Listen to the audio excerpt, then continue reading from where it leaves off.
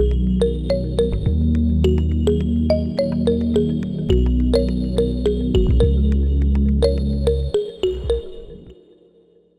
and welcome to another episode of Sustainable Sustainability, where we talk to steward leaders who are showing us how we can do well by doing good. My name is Rajiv Peshavria, and as always, I have my co-host Taimur Nabili with me. Hi, Taimur. Hi, Rajiv. Let's start today with a gentleman who is someone I've known for a number of years, and a very interesting young man he is too.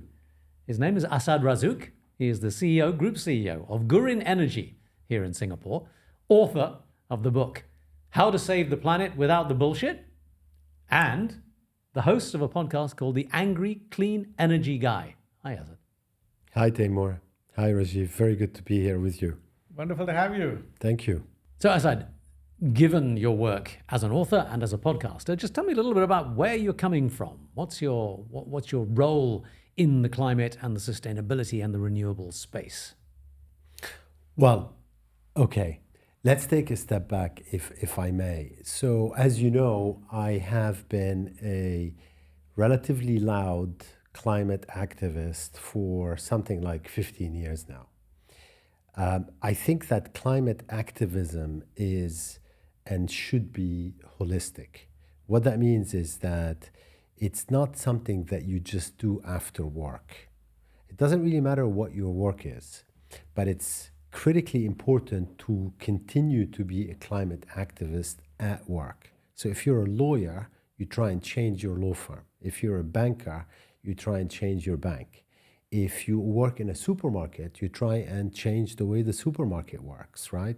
And that way you have climate activism as something that carries with you during the day and in the evening. In my case, I was lucky enough that my climate activism naturally continues during the day because I run a renewable energy business. If I may jump in, tell me a little bit about the company. What exactly do you guys do? Very straightforward, actually. Gurin Energy is a developer of solar, wind, and storage across Asia. For our purposes, Asia is North Asia and Southeast Asia. So at the moment, we're in Japan, we're in South Korea, we're in Singapore, obviously, because it's headquarters, but we're also in Indonesia, we're in Malaysia, we're in the Philippines, and we're in Thailand. And what we do is we develop projects from scratch. One way to think about it is we either respond to governments that have requests for proposals out, or we literally invent projects. And by invent, I mean you find land, you fence the land, you permit the land, you have a strategy to sell electricity from your project, you sort out the financing, the procurement, etc. And so, and we operate in all these markets because Asia is really in the midst of an explosion of business in renewables. How did the shift or the transition from being a corporate banker to being a renewable energy producer happen? That shift occurred because 20 years ago, actually, 23 years ago, sorry to be exact, I left corporate finance and I moved into the carbon abatement space at the time. That is a space where you effectively try and capture methane, again from a climate action perspective, and then turn that methane into electricity or another type of commodity. And then eventually I evolved into the carbon markets to renewables, which is a natural progression. All of that experience being in Asia. But from corporate finance to carbon markets, how did that happen? And why did that happen? Well, you may remember there was something called the Kyoto Protocol. Absolutely. Right, back in 2005, Well, it became effective in 2005. When it became effective, and about a year before it became effective, I started looking with a few colleagues at the time at commercial opportunities around it. And we ended up with the carbon business because we saw at the time, this is all the way back in 2003 and 2004, we saw Japanese trading companies trying to buy the pollution rights out of entire cities in Central Asia and we didn't really understand what they were doing. Then when we looked into what they were doing was the clean development mechanism and the Kyoto Protocol and what have you. And when we looked deeper into that business, it was pretty evident that there is lots of potential commercial opportunities there. And so I started, together with a few co-founders at the time, a business entirely focused on abating methane. Mm-hmm.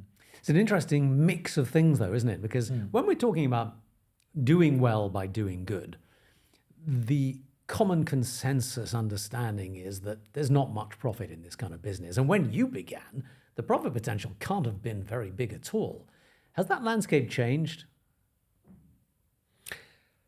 It's very hard to justify commercial enterprises if there's no profit outlook, right? I mean, you can't raise any money, you can't get any debt, you can't do anything, really.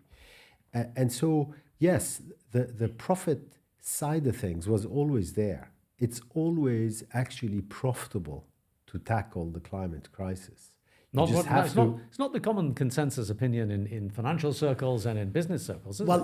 I don't know why the entire, I mean, look at the, I don't know, EV market or the manufacturing around clean tech or renewables or, I'm not sure why. They're either going to be profitable or they're just not going to work. Look at CATL. Nobody can tell me that CATL isn't profitable. I can tell you Tesla's not profitable. Well, no, Tesla is profitable, actually. It did turn the corner.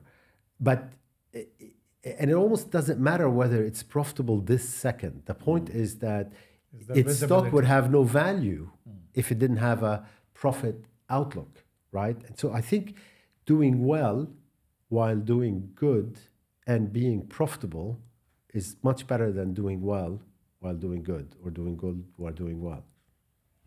Saving the planet without the bullshit. What they don't tell you about the climate crisis. That's the book you wrote. Tell us about the bullshit and what they don't tell us about the crisis. Yeah, this is a highly kind of emotive subject to a lot of people for some reason, but it shouldn't be. I wrote that book for my eldest, who's now 28. And the reason I wrote it for him is because what I saw is that generation, the 20-somethings, all actually mean to do well, right? They all want to save the world. They all want to do the right thing, literally all of them. However, they are inundated with information, and a very vast amount of that information is misleading or wrong, right? And so I thought, wouldn't it be nice to write a book that's easily read, takes a 20-year-old through life, basically. So how they eat, how they dress, how they travel, how they invest, and take each one of these categories and in 5 or 6 pages per chapter, sift through the noise from the climate action that actually matters, right? And so that's how that book was came about. Can you give me an example of one of the areas and what you're suggesting? I'll give you lots of examples. Yeah, let me give you 2 or 3 actually, just to show you why this is an emotive topic. I have a chapter called "Going Vegan to Save the Planet?" ? Don't bother. And the point about that chapter is that we've had vegetarianism with us for several thousand years. And if you're vegetarian because you don't want to do any harm, then that's fantastic. And please stay vegetarian. But don't fool yourself into thinking that because you're vegetarian or vegan, you're actually helping to save the planet, because you're not. Because the battle about deforestation, for example, or the agricultural industry practices is elsewhere. Then I explain it in that short chapter. I have another chapter called Fly Without Guilt, right? I'm sure both of you have heard lots and lots about people who criticize flying. And that's fine. You can criticize flying, but you should also be aware that it doesn't matter whether you or me or Timur stop flying. Actually, there are about 1 billion or 2 billion people just waiting to take that seat that we're vacating. What matters is what the airlines and the aircraft manufacturers and the oil and gas companies are doing, and the governments regulating them. And so that's where we have to focus, Yeah.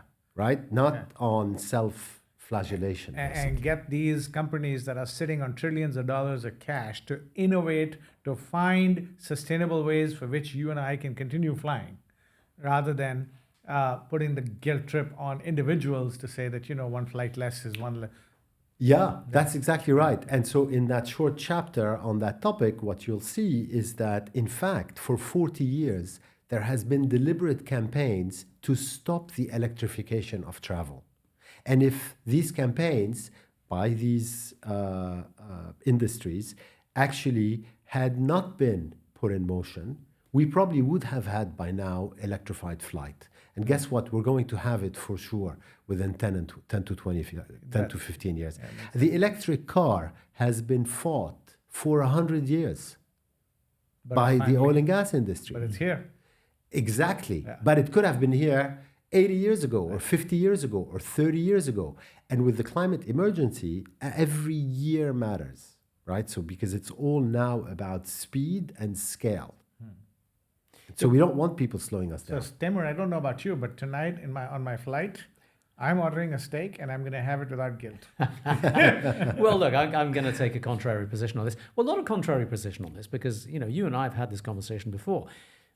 I mean, you're right in saying that an individual is not going to make a difference, but you're also wrong in saying that if all of us stopped doing it, it wouldn't make a difference. What you're saying is that all of us won't all stop at the same time, and therefore, really moving that needle is going to take something more than trying to convert person by person, right? That's the basic underlying thesis. The question, though, is how else does one do it? If one doesn't use platforms like this and books like Rajiv's and books like yours to convince the general population to move their personal needle, how else is it going to happen? Well, the general population has to understand that it's not actually about moving their personal needles. Well, but that's what I'm saying. The collective movement of needles, if we can put it that way, does make a difference. And Rajiv's, one of your positions on the 80-20 rule, on the Pareto principle, feeds into this process, right? If we can manage that, what do you say? No, absolutely. I think we're in violent agreement here. Which is that what I understand you say is that those few powerful entities need to not only stop scuttling innovation, but actually put their assets to work to speed up innovation, and you'll get a better bang for buck. Well, I mean, I was being a bit facetious in saying that, I'm going to order a steak tonight at my flight. I don't think anybody's disagreeing that we each need to do a little bit, but what you're saying, if I heard you correctly, is those guys putting their money to work on innovation and not stifling it is going to get a much bigger and quicker bang for buck. Yeah, but it's also highly dangerous to communicate to individuals that they should do this and that, when in fact that could stop them from actually doing what matters. It's very dangerous, because basically what you do is you take away their motivation to actually make a difference by wrongly communicating to them that they are making a difference. But so I just want to be crystal clear. If you stop flying, you're not making a difference. If you go vegan, sorry, you're not making a difference. If you don't have any babies, sorry, you're misguided. That is the wrong thing to do.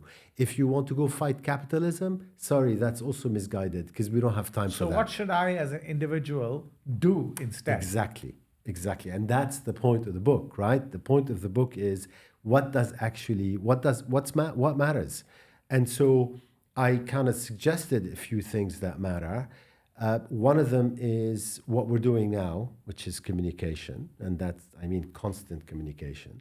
2 is making an impact at work, because most people spend, a third of their time sleeping, but the other third at work, right?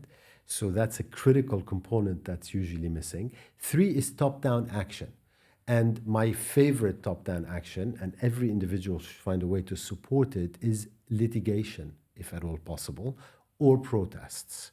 And litigation, I mean lawsuits, right? So one of the most important levers that we have to change things is lawsuits and protests. And then, of course, legislation. Legislation ultimately is the most powerful tool. But then you need to have legislation enforced. Because often we have laws in the book, like in Brazil, that say, okay, no deforestation, but they're not necessarily enforced. So you still get deforestation. Indonesia, has some of the same issues, right? Enforcement is more the problem than the statute, if you see what I mean. So these are the things that matter. And I wish everybody, all the new generations in particular, were focused on these actions, because then they can change the world. And how do we make that happen? By continue to screaming from the roofs. But is increased regulation? So you talk about protests and lawsuits, right? So you go to cities in Europe these days, sometimes you are sitting in a traffic because somebody is protesting and blocking traffic, right? Now, the other day I was in London and I was in a taxi and my meter was running for 45 minutes because somebody had blocked the road saying, stop fossil fuel right now. Behind me was somebody in an ambulance. Maybe they would even die if the road would not clear. So point is, some people will protest, some people will do legislation, but the average person, to your point, right? Don't expect me to change my behavior by making me inconvenient or making it more expensive for me. Show me the innovation with which I can change my habits to green without extra cost or inconvenience to me, and I'll do it. Point being, is legislation and protest going to spur innovation? Well, societal change has a definitive track record of being effected through protests. Whether it's a woman's right to vote or, fair enough, many similar activities. But I just want to go back to your point. I have a lot of time for protest movements like Just Stop Oil. And I can assure you that in that protest that you experienced in London, Just Stop Oil strategists had already thought of that ambulance and cut the road in a place where the ambulance had a multitude of options to go through. These are things that are very highly planned and, frankly, executed by people that deserve all our admiration because they are being sent to jail for protesting a climate emergency, which is insane, right? So don't think for a moment that protest wasn't planned to take into account the emergency services, because that's pretty basic, right? You would think that they do, and they do take that into account. Now, protest doesn't mean necessarily civic action of that type. 3 lawyers in a law firm are also a protest movement in that law firm. 5 bankers in a bank are a protest movement. So I'm using the word protest in a very kind of wide-ranging sense. You can protest you can protest in North Korea. You just have to protest within that system, if you see what I mean, right? So you can protest in Singapore within the system, and the New York Times has just written an article about the handover of power here with the usual references about how voices in Singapore are not heard because the protests have to be confined to a certain space. Of course, bypassing everything else that's been happening on all the campuses in the United States where people are protesting and being shut up for having done so. But, there's an interesting contrast here between your thoughts about activism and the realities that we do face, which is that the oil companies, you've taken a very strong line against oil companies. They are still in single-minded pursuit of that very last penny of profit that they can, and they are backed up by the governments that we're trying to change the minds of. And yet within that, you're still quite optimistic, aren't you? You always produce these good climate news of the week posts on your social media and stuff. How can you hold those two positions? Well, I think we have to recognize the progress that we're making, and we have to celebrate it. The oil and gas companies are very bad actors, and it's not me saying it, right? The US Congress just released 65 pages documenting in great detail exactly how they have obfuscated and deceived and denied for 30 or 40 years. So it's all in the public domain now, right? But to go back to the optimistic side, yes, I have a regular social media post every Sunday about the good climate news of the week, and you can click on it and you have 4 years worth of good climate news in a sequence. And what we are doing is amazing in terms of the electrification around the world, but also beating back deforestation, for example, pollution, and other environmental destruction, and the progress we're doing on all this. You have to recognize that progress, but at the same time, you have to push harder, because in terms of the climate impacts, right, every 0.1 degree of warming matters. And you've just seen a study that says that 80% of the IPCC scientists or something like that think that we have basically in the bank over 3 degrees of warming. And they're being polite, by the way. And then there was this other study that said, oh, wait a second, we just discovered that the economic damage of climate change is 7 times bigger than we thought a week ago. And that's only going in one direction, right? So these costs are only going to go up. And so while we celebrate, we have to keep beating the drums of climate action, because we need to do what we are doing faster. So go back to your energy for a bit again. You told us earlier what you were doing at the core. A little bit more, please, on what and which renewable energy are you focusing more on? What is the future? I think the future is now pretty clear. The future is an overabundance of solar and wind and batteries, not other stuff, these three, across pretty much every country you can think of in Asia. Mm-hmm. And by overabundance, I mean that they will supply 100%, 150%, 200% of what an economy may need in a particular day. And that overabundance, which I'll explain in a minute, will in turn lead to new business models that will be built to take advantage of the overabundance of energy. We have never, ever lived as human beings in a world where we had overabundant energy, mm-hmm. and clean energy is bringing about that world. Now, why is it bringing about that world? It's almost like a side effect. It's because the sun is intermittent and the wind is intermittent, right? So let's say that you have them 20 to 40% of the day.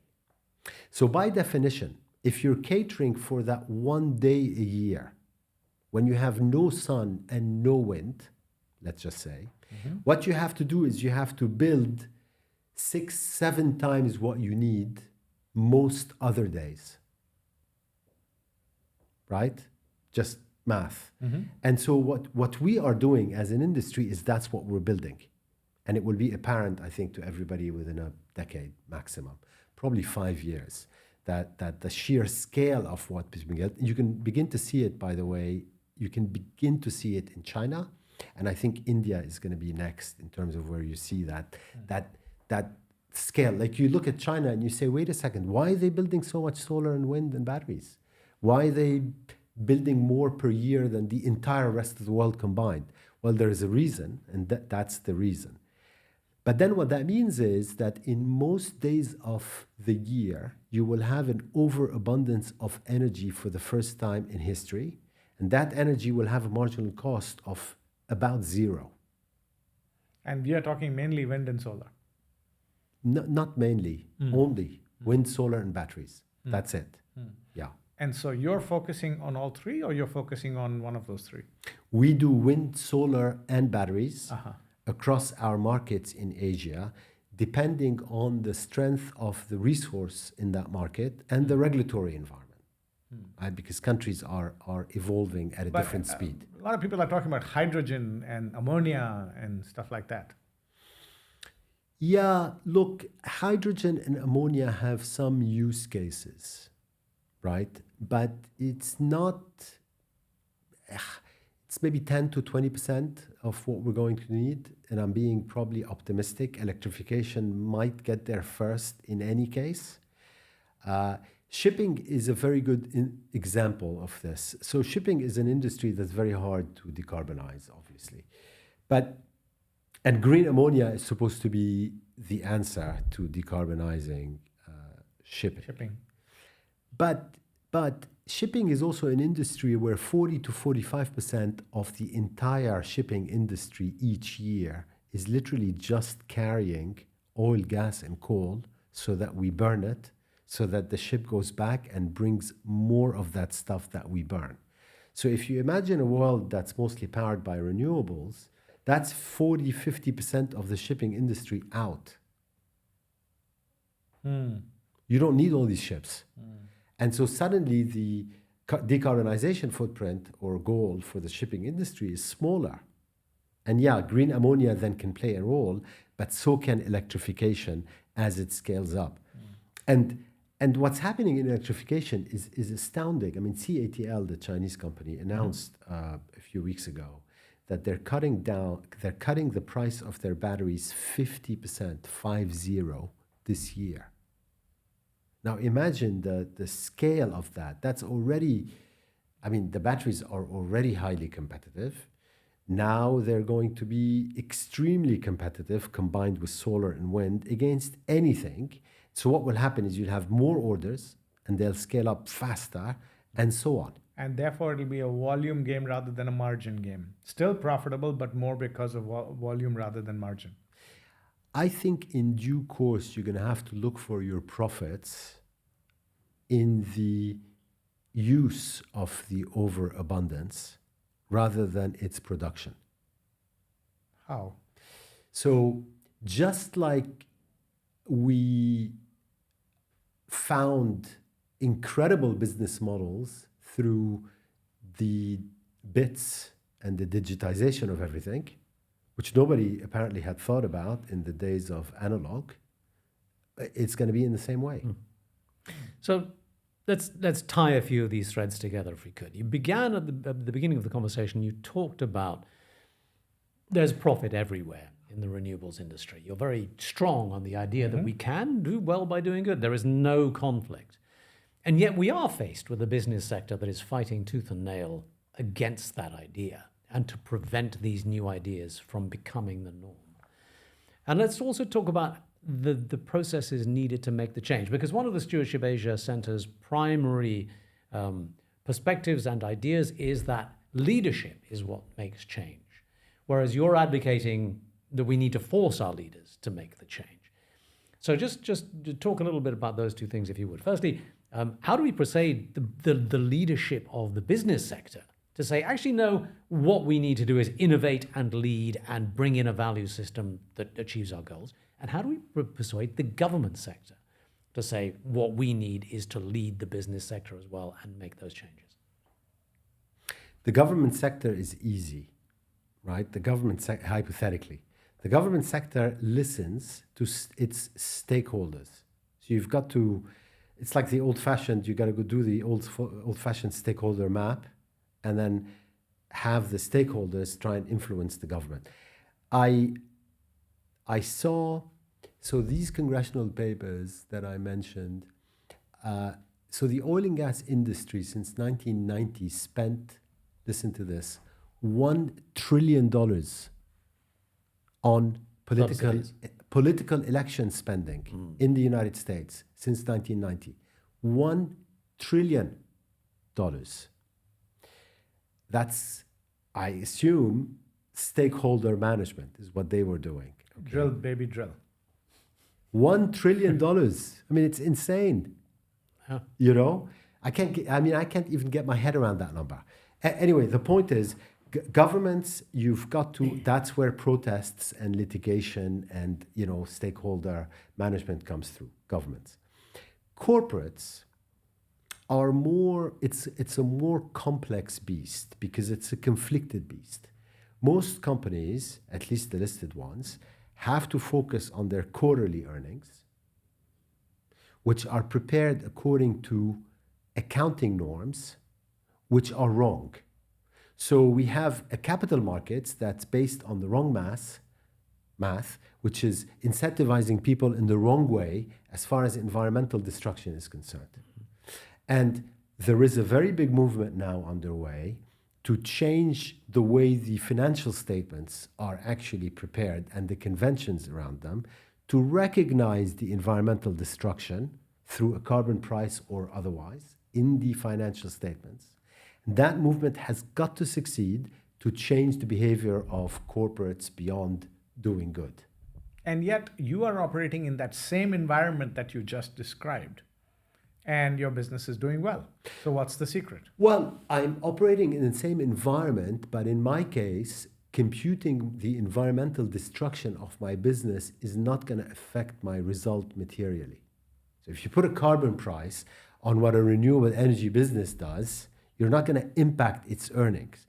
But my point is different. My point is, if you put a carbon price on the activities of not only an oil and gas company, but a chemicals company or similar, you will have a completely different view of the profitability of that company. Its people suddenly will not be very well paid, and that capital will back more businesses like mine.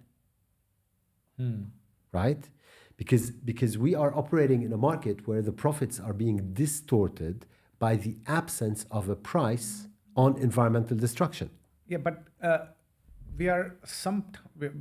let's hope that happens soon. But for the foreseeable future, there is pricing of these externalities is not yet part of capital mechanisms. In this situation, you're still profitable. Well, yeah, and you will be even more profitable if we start pricing these things. But we're not as profitable as oil and gas companies. Why? So all the capital that's going to them is wrongly going to them because, in fact, they are not paying for their pollution. That's got to stop. But look, that process is underway. It is. Even China introduced a mandatory carbon market. Its stock markets are moving on disclosure. Europe is obviously moving. Even the United States is moving. And yes, it's slow, but you got to give it probably till 2030 to see its impact, whether it's electrification or deployment or financial statements. And whenever that happens, you'll be in a great position. Well, I don't know about that, to be honest. It's not. I think we will be in a good position if we're able to execute in current market conditions. That's all I know. Interesting stuff, Assaad. Thanks very much indeed for talking to us. It's been a fascinating conversation. All the pleasure was mine. Thank you. Thank you. That's wonderful.